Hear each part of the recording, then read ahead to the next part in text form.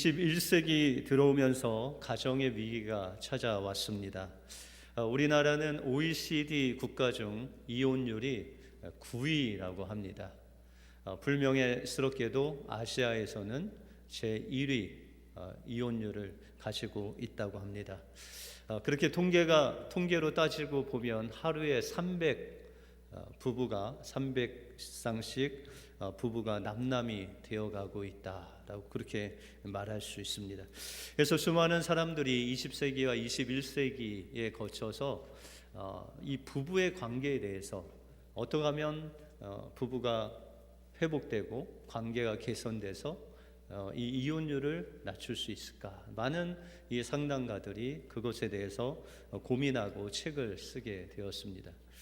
그래서 베스트셀러가 이 부부의 관계에 대해서 책이 하나 나왔는데 예전에 여러분들도 읽어보셨을 것 같은데요. 화성에서 온 남자, 금성에서 온 여자 들어보셨나요?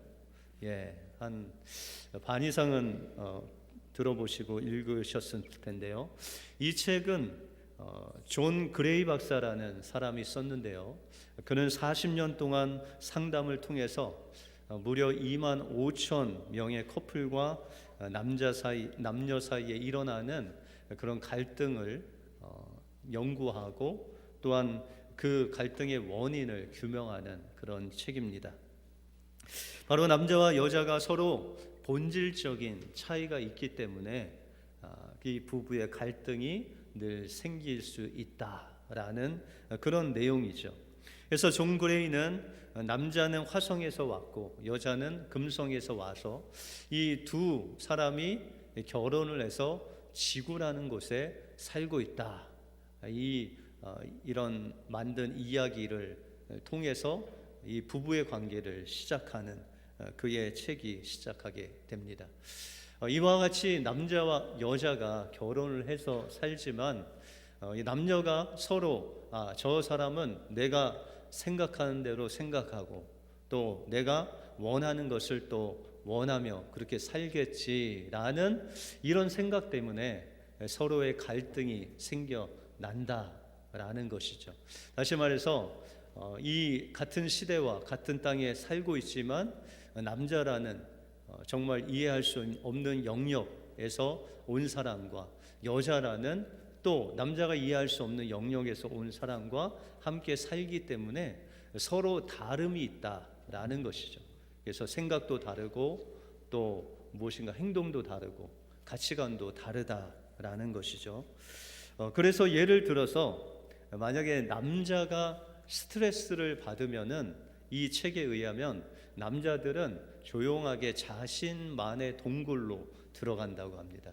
그래서 조용하게 자신이 고민하고 또 그 안에서 에너지를 충전해서 자신이 어떻게 해결할까 그 해결책이 다 만들어지면 이 동굴에서 나온다라는 것이죠.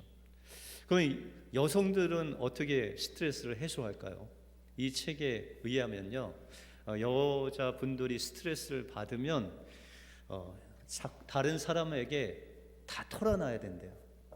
그래서 여성분들을 통해서 이 수다라는 게 생겨난 것 같아요. 스트레스를 받으면 혼자 막 이렇게 끙끙 앓지 않고 다른 사람들에게 이렇게 표출하면 그 스트레스가 해결된다고 합니다. 그래서 이 여성분들은 친구들과 한 2시간 통화한 다음에 자세한 것은 다음에 또 이야기하자 하고 끊죠. 그게 이제 여성분들이 이 이야기, 스트레스를 푸는 방법이다라고 그렇게 이야기를 하고 있습니다. 그래서 이 책에는 남자는 늘 인정받고 칭찬받기를 좋아한다라는 거죠. 그래서 이 남성분들은 좀 단순해요. 뭘 잘못해도 인정하고 그냥 칭찬만 해주시면은 남자들은 다 풀어집니다. 그런데 이 여성분들은 인정하기보다는 좀 서로 이해하고 어떤 목표를 지향적으로 하는 것보다는 그 과정을 중요시 여긴다라고 그렇게 이야기를 합니다.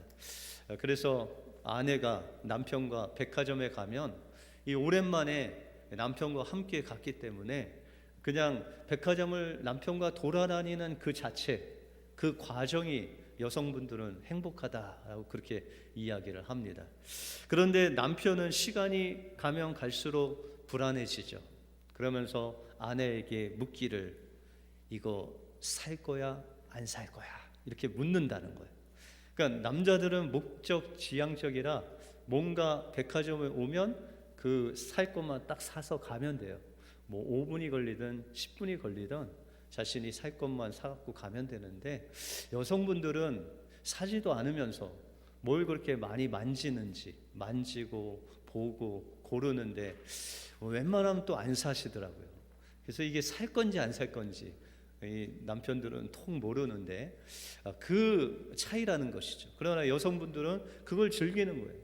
그 과정, 남편과 그냥 돌아다니면서 옷도 보고 뭐 여러 가지로 보는 그 쇼핑을 즐기는데, 남성들은 그 계속 아내가 무엇인가 만지면 불안하죠. 꼭 사야 될 것 같고. 근데 끝까지 뭘 물어보다가 안 사면 이 마음이 무너지죠. 그런데 이것이 이 남성과 여성의 차이다라는 것이죠. 그래서 존 그레이는 남자와 여자가 이렇게 다르기 때문에 이 다른 것을 해결책, 어떻게 해결할 것인가, 그 해결책으로 이것이 옳다 그르다 이렇게 이야기하지 말라는 거예요. 당신이 생각하는 게 옳다 그르다라고 말하지 않고 그냥 서로 다름을 수용하고, 저 사람이 저래서 그냥 그러는구나, 그렇게 그냥 인정해주고 용납해줄 때 부부의 관계가 회복되고 이 부부의 관계가 세워진다라는 것이죠. 이것은 부부의 관계만이 아닌 여러분들 가정에서 부모와 자녀의 사이에서도 부모가 자녀를 용납해주고 인정해주고 좀 부족해도 받아주면 그 부모와 자녀의 관계가 세워진다라는 것이죠. 교회도 마찬가지죠. 우리가 좀 연약하고 부족함이 있어도 서로 세워주고 용납하고 또 지지해주면 이 교회가 세워진다라는 것이죠. 나라도 마찬가지입니다. 이 국민이 또 대통령을 세워주고 또 대통령은 국민을 세워주고 용납하고 또 그들 위해서 무엇인가 정말 정성스럽게 해 나갈 때 나라가 세워진다라고 이야기할 수 있다는 것입니다. 그러므로 여러분들 가정 안에서 교회 안에서 서로 용납하고 세워주고 서로를 지지해 주심으로 여러분들의 그 용납을 통해서 하나님의 교회가 세워지는, 가정이 세워지는 놀라운 축복이 여러분들 삶 속에 임하시길 주님의 이름으로 축원드립니다. 오늘 본문을 통해서 하나님의 부르심을 받은 하나님의 자녀가 어떻게 부르심에 합당한 삶을 살 수 있으며 그 합당한 삶을 통해서 하나님께서 우리에게 어떤 축복으로 함께 하시는지를 오늘 본문을 통해서 살펴보겠습니다. 먼저 우리는 하나님의 부르심에 합당한 삶을 살기 위해서는 서로 용납해야 된다라고 말씀하고 있습니다. 오늘 본문 2절에 보시면 모든 겸손과 온유로 하고 오래 참음으로 서로 사랑 가운데서 서로 용납하고 라고 말씀하고 있습니다.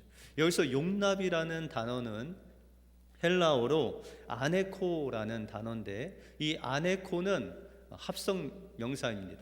다시 말해서 아나라는 전치사와 에코라는 동사가 합쳐진 명사인데 이 아나라는 전치사는 가운데, 사이에라는 뜻이 있습니다.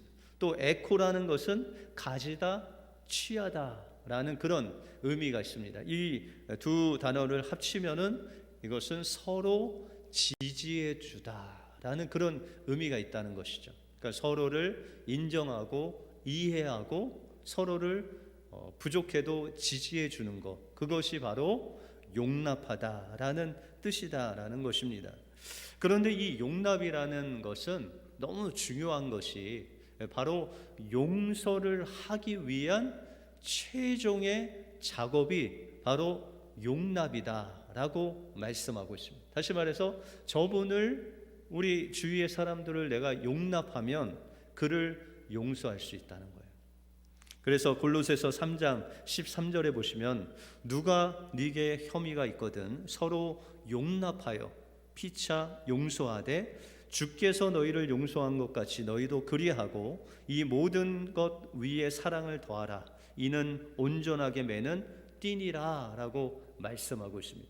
용서하기 전에 이 예수님께서도 우리를 십자가의 보혈로 용서하기 전에 우리를 다 이해하셨다. 이 땅에 33년을 사시면서 우리의 아픔, 우리의 마음, 우리의 상처, 인간의 희노애락을 다 아셨다는 것이죠. 그리고 우리의 연약함도 용납하시고 그 불쌍히 여기셔서 우리를 그 십자가에서 용서하셨다라고 그렇게 말씀하고 있습니다. 여러분들 이렇게 주님께서 용납하라라고 명령하셨는데 이 용납하면 우리의 삶 속에서 어떤 하나님의 축복이 임할까요? 여러분들 용납하면요 공동체가 세워집니다.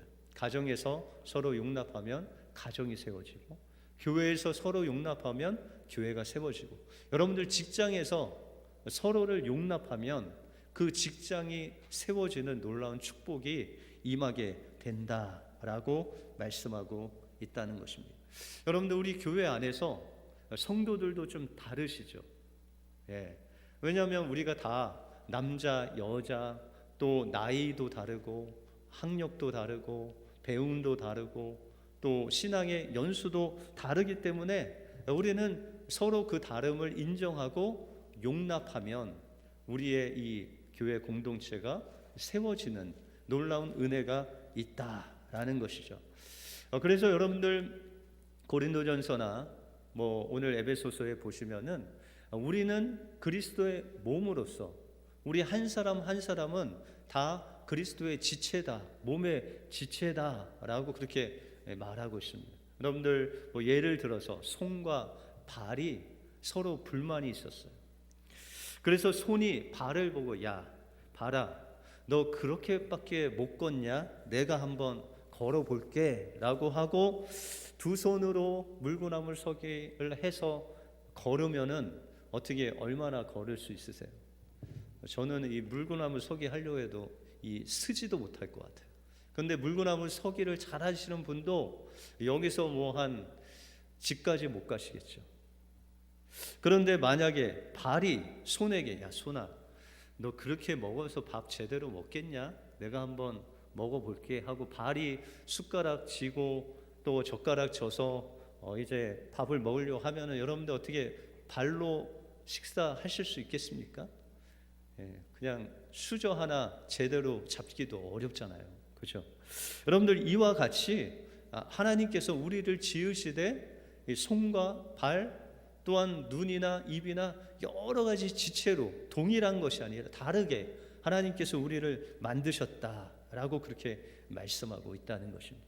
여러분들 여러분들 가족이나 여러분들 주변 사람들 보시면은 여러분들의 그 에너지, 여러분들이 막 힘이 생기는 것은 언제 힘이 생겨요?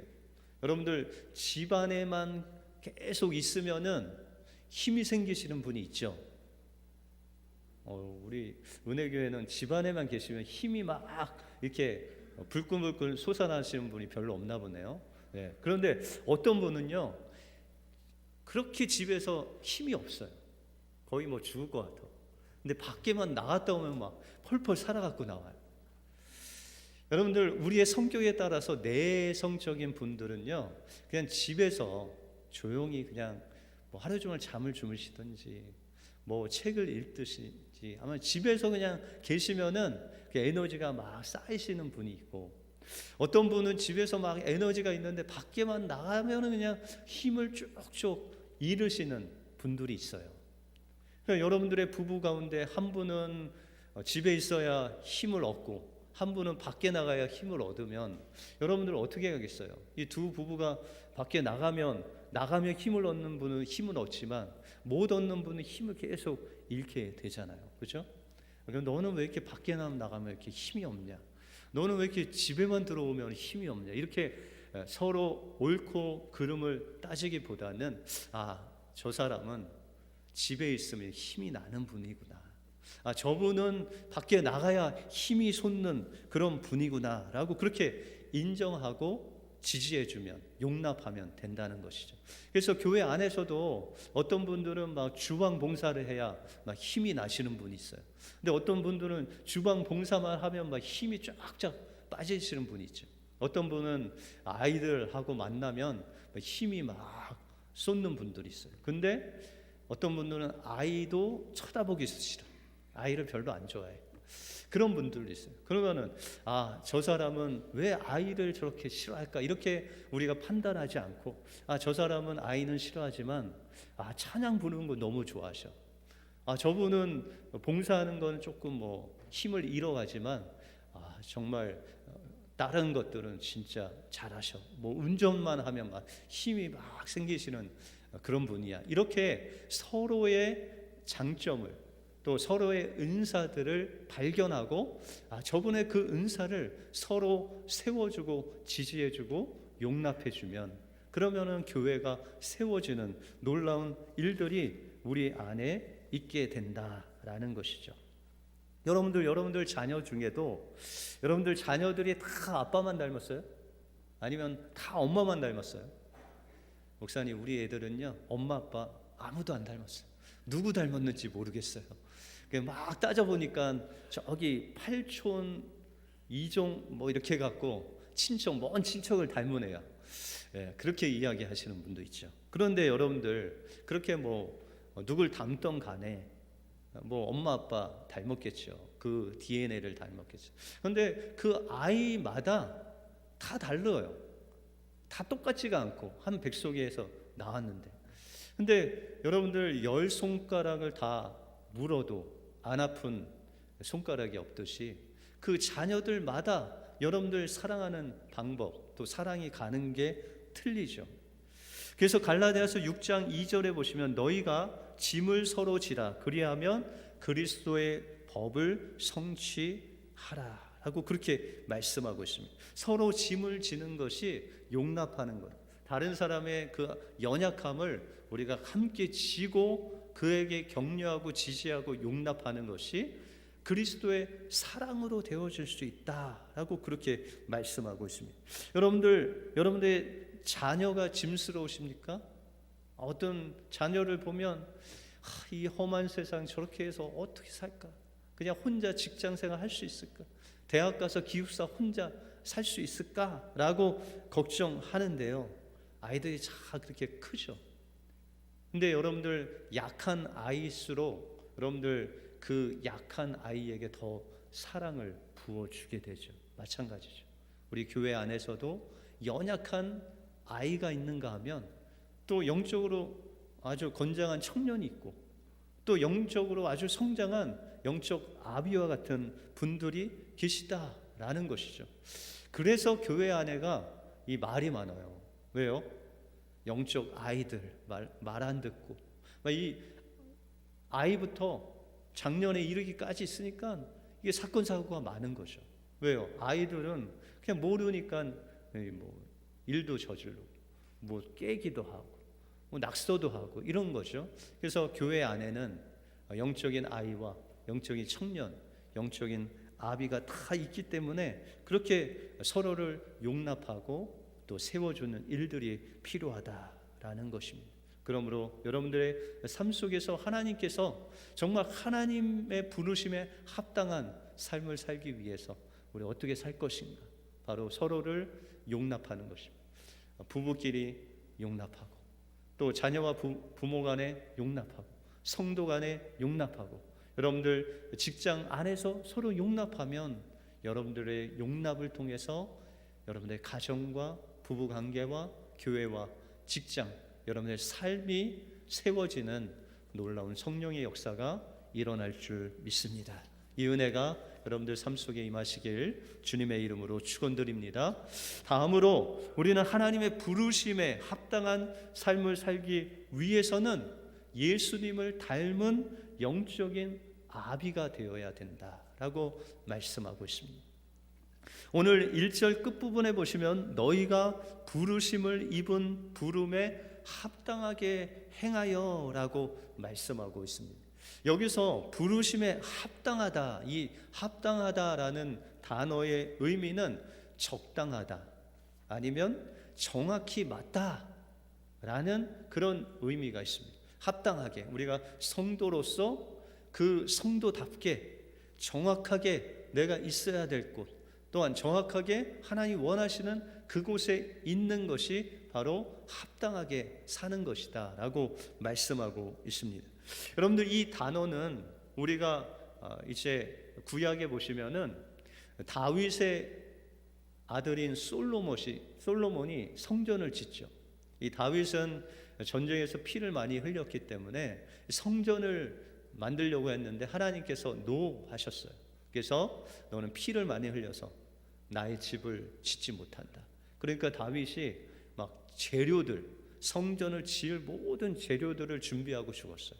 이제 솔로몬이 성전을 짓는데요, 이 성전을 짓는 그 성전은 그냥 우리가 이 벽돌 하나 이렇게 쌓는 게 아니라 엄청난 큰 돌, 하여튼 가로 세로 막 1m가 넘는 그런 이 돌들을 세워서 이렇게 성전을 세우는데, 그 돌들을 이제 만들 때 우리가 생각할 때는 성전에 가지고 와서 깎기도 하고 또 깨뜨리기도 해서 이렇게 맞춘다고 생각하는데, 그렇게 만들지 않고 이제 채석장에서 그것을 가져다가 그 치수를 정확하게 잽니다. 그래서 그 치수대로 깎고 깨뜨리고 다듬어서 정확한 사이즈의 돌을 만드는 거예요. 그래서 성전에 그것을 갖고 와서 그 돌이 들어갈 정확한 곳으로 넣으면 그것이 정확하게 픽스가 되는 그런 방식으로 성전에 그 돌들을 쌓았다라고 그렇게 성경은 말하고 있습니다. 이것이 바로 합당하다라는 거예요. 하나님께서 원하시는 자녀의 모습으로 하나님께서 우리를 다듬고 깨뜨리고 또 하나님께서 잘 변화시켜 주셔서 그 합당한 모습으로 만들기를 원하신다라고 그렇게 말씀하고 있습니다. 그런데 그 성전의 재료는요, 어떤 사람이 재료가 되냐? 여러분들 오늘 13절에 보시면 우리가 다 하나님의 아들을 믿는 것과 아는 일에 하나가 되어 온전한 사람을 이루어 그리스도의 장성한 분량에 충만한 데까지 이르리니라고 말씀하고 있어요. 하나님께서 우리를 합당하게 만드는 그 모습이 바로 하나님의 아들을 아는 것과 믿는 것을 통해서 그리스도의 장성한 분량에 이르기까지 성장하도록 만든, 다시 말해서 영적 아비로 성장되어서 예수님의 신부로 단장된 그 모습이 하나님께서 원하시는 우리 각자의 성전에 돌된 보석된 모습이다, 합당한 모습이다 라고 말씀하고 있다는 것입니다. 그래서 하나님은 우리가 영적인 아이에 머무르기를 원치 않으세요. 영적인 청년에도 머물기 원하지 아니하시고 우리가 영적인 아비로 하나님 보실 때 장성한 그리스도의 신체 분량에 이르기까지 성장하기를 원하신다라는 것이죠. 그러면 요한 1서에 보시면 이 아비들, 영적인 아비들의 특징에 대해서 말씀하시는데, 요한 1서 2장 13절에 보시면 아비들아 내가 너희에게 쓰는 것은 너희가 태초부터 계신 이를 알미요 라고 말씀하고 있습니다. 영적인 아비들은 태초부터 계신 그 하나님 아버지를 안대요. 여기서 아는 것은 지식적인으로가 아니라 하나님을 경험하고 교제하고 하나님을 깊이, 하나님 마음, 하나님 뭘 원하시는지, 지금 뭘 관심을 두고 계신지, 그 하나님을 닮은 사람이 바로 이 영적인 아비들이다 라고 그렇게 말씀하고 있습니다.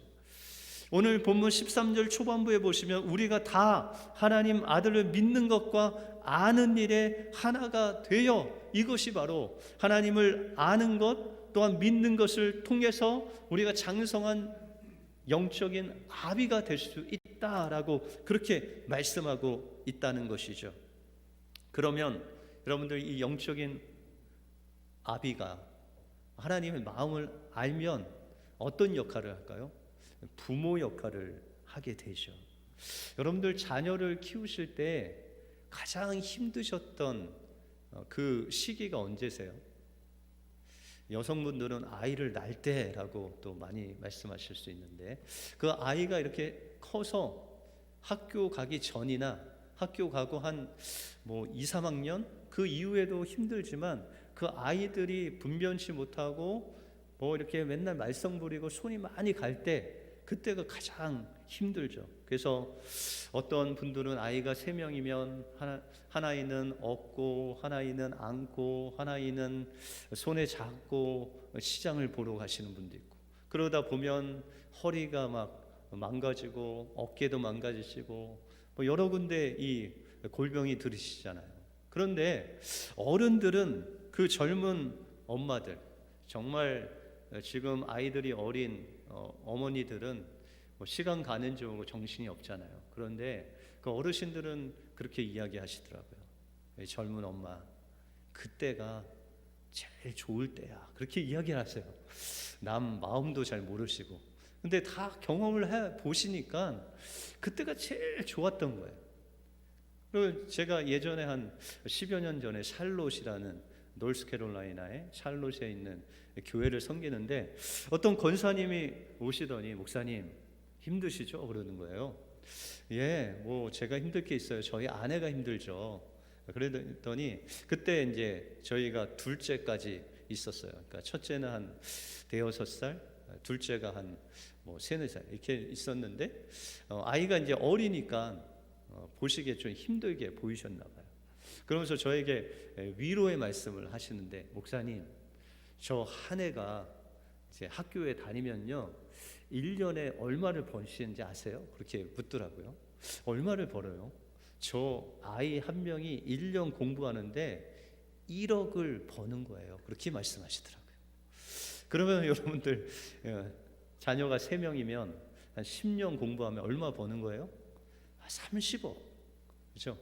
그 졸업할 때, 고등학교 졸업할 때가 다 정부에서 서포트 해주니까 매년 1억씩 버는 거다라고 생각하시고 위로를 얻으세요 라고 그렇게 말씀하시더라고요. 그때부터 제가 1년에 1억씩 제가 버는구나, 그렇게 위로를 얻은 적이 있습니다. 여러분들, 그럼에도 불구하고 젊은 엄마들은 그 아이들, 그 손 많이 가는 아이들 키우는 게 엄청 힘들잖아요. 그렇죠? 그런데 교회 안에서도 이 영적인 아이들이 있다는 것이죠. 그 영적인 아이들은 어떻게 해요? 때로는 막 울고, 때로는 막 유리 깨고, 때로는 막 말썽 부리고, 그렇게 힘들죠. 그런데 그 영적인 아이들의 그 부족함을 우리가 세워주는 거예요. 격려해주고, 또 그들을 보호해주고, 이 일을 영적인 아비들이 해나가는 거예요. 그래서 제가 듣기로는 우리 은혜교회도 이 교회당을 짓기 전에 체육관에서 여러 예배 장소를 빌려서 이렇게 예배를 드렸다고 하는 소리를 들었습니다. 근데 그때는 막 새벽 예배 운전도 우리 안수 집사님들이 막 하는데, 집이 멀어도 1시간, 2시간 돼도 새벽 예배 막 운전하려고 새벽 예배 한 2-3시간 전에 와서 그 차 가지고 또 한 바퀴 돌고 와서 또 그 의자들 막 놓고 앰프 시설 다 설치하고, 또 끝나면 그거 다 정리하고 다 모셔드리고 집에 1시간 막 차를 타고 갔는데, 지금 지나고 보니까 그때가 좋았다라고 그렇게 말씀하시더라고요. 아니, 우리 인간적으로 생각할 때는 얼마나 힘들어요. 그렇죠? 그렇게 새벽 예배 때를 위해서 자기의 시간을 다 드리고 그 먼 곳에서 오느라고 힘들 텐데 그때가 좋았다라는 것이죠. 여러분들, 예수님께서 우리를 영적인 아이, 영적인 청년, 영적 아비로 낳기 위해서 어떻게 하셨어요? 예수 그리스도께서 그 십자가를 통해서 그 피와 물을 다 흘려 죽기까지 하시면서 여러분들을 낳으신 거예요. 예수님께서. 그래서 여러분들이 성장하기 위해서 지금도 성령님께서 말할 수 없는 탄식으로 여러분들의 그 영을 말씀으로 먹이기 위해서 주야로 탄식하시고 기도하시고 예배를 통해서 말씀을 통해서 찬양을 통해서 여러 사람들을 통해서 여러분들의 중보 기도를 통해서 여러분들의 그 영이 성장하도록 그렇게 힘쓰고 있다라고 그렇게 말씀하고 있다는 것입니다. 여러분들 자녀들 가운데 부모님이 똑같이 밥을 지어서 먹였어요. 그런데 어떤 애는 한 그릇 먹고 더 달라고 해서 이게 쑥쑥 커요. 그런데 어떤 애는 반 그릇도 못 먹어. 우리 교회에 이 트윈스가 있죠. 이 쌍둥이들이 있는데 보면은 둘째 애들이 엄청 크더라고요. 그래서 거의 큰 것도 거의 머리 하나씩 커요. 그래서 물어봐요. 그 부모님한테. 쟤 왜 이렇게 커요? 그랬더니 목사님 쟤 잘 먹어요. 어른같이 먹어요. 쟤는 왜 이렇게 안 자라요? 쟤는 안 먹어요. 그렇게 이야기해요. 여러분들 그 잘 먹는 애를 이 부모님이 신경을 더 쓸까요? 안 먹는 애를 더 신경을 쓸까요? 안 먹는 애를 그렇게 먹이려고 애는 더 쓰는데 애가 안 먹어요. 여러분들 교회 안에서도 연약한 자들을 우리가 더 신경 쓰고 그분들이 어떻게 신앙생활을 잘할 수 있을까를 우리가 기도하면서 여러분들의 시간과 여러분들의 물질을 그곳에 헌신하기 바랍니다. 그러면 여러분들이 잘한 것 같이 그 연약한 자들, 영적인 아이들이 계속 커나가고 청년이 되고 또 다른 영적인 아비가 돼서 복음으로 영적인 아이를 성령을 통해서 낳고 기르고 그 기를 때 얼마나 힘들어요. 그렇죠? 그런데 크고 나면 또 그 사람이 하나님의 복음을 전하고 영적인 아이를 낳는 그런 영적인 아비가 되는 놀라운 역사가 일어난다라는 것이죠. 이와 같이 우리가 영적인 아비가 되기 위해서는 상당히 어려운데 오늘 2절에 보시면 모든 겸손과 온유로 하고 오래 참음으로 사랑 가운데서 서로 용납하라 라고 그렇게 말씀하고 있습니다. 여러분의 영적인 아비가 되기 위해서는 우리에게 필요한 것이 있는데 그것이 겸손과 온유, 오래 참음, 주님의 사랑을 가지고 해야 된다라고 그렇게 말씀하고 있습니다. 여러분들 겸손과 온유는요 예수님의 대표적인 성품이에요. 그래서 예수님도 말씀하시기를 마태복음 10장 29절에 보면 나는 마음이 온유하고 겸손하니 나의 멍에를 메고 내게 배우라 그리하면 너희 마음이 쉼을 얻으리라 라고 말씀하고 있다는 것이죠. 여러분들 우리가 서로를 세워주고 용납하고 또 그 어린 심령을 우리가 서포트하고 격려하는 거 어려운데 어떤 마음으로 해야 된다고요? 겸손과 온유로 하나님께서 우리에게 명령하신 것에 순종함으로 오래 참음으로 주님이 그 십자가에서 보여주신 그 사랑으로 그를 섬겨주고 세워주고 아껴주고 건강하도록 하나님 말씀을 나누는 그런 일들을 할 때 그 영적인 아이가 그 수고와 헌신을 통해서 자라되는 놀라운 역사가 일어나게 된다라는 것입니다. 우리의 신앙도 때로는 서로 다르고 때로는 서로 코드가 안 맞을 수 있습니다. 그러나 예수님은 이 다른 여러분들 한 사람 한 사람 다른 여러분들을 낳기 위해서 그 십자가의 보혈의 능력으로 생명을 다하기까지 하시면서 여러분들 낳은 그런 하나님의 특별한 하나님의 존재다라는 것입니다. 이 특별한 존재가 하나님 앞에서 세워지기 위해서는 부부는 서로 용납하면 부부가 세워지는, 가정에서 서로 식구가 용납하면 세워지는 것이죠.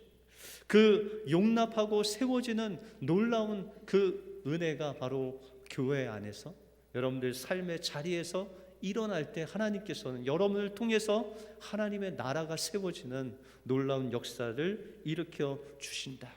거기에 멈추지 아니하고 하나님께서 우리를 이렇게 낳게 하시고 하나님께서 함께 하셔서 우리를 영적인 아비로 성장시키시는 놀라운 성령의 도우심과 우리 주변에 있는 여러 영적인 아비들을 통해서 우리를 위해서 기도해주고 또 세워주고 우리를 아껴주고 하는 그 헌신을 통해서 우리가 성장한다라는 것을 기억하시고, 우리도 주님과 같이 주님이 우리에게 주신 그 겸손함, 온유함, 오래 참음과 그 사랑으로 서로 사랑하고 세워주고 또한 사랑하심으로 우리 은혜교회가, 여러분들 가정이, 여러분 있는 직장이 용납하시고 또 영적 아비로 서로를 양육하심으로 하나님의 나라가 세워지는 놀라운 역사가 여러분의 삶 속에 임하시길 주님의 이름으로 축원드립니다.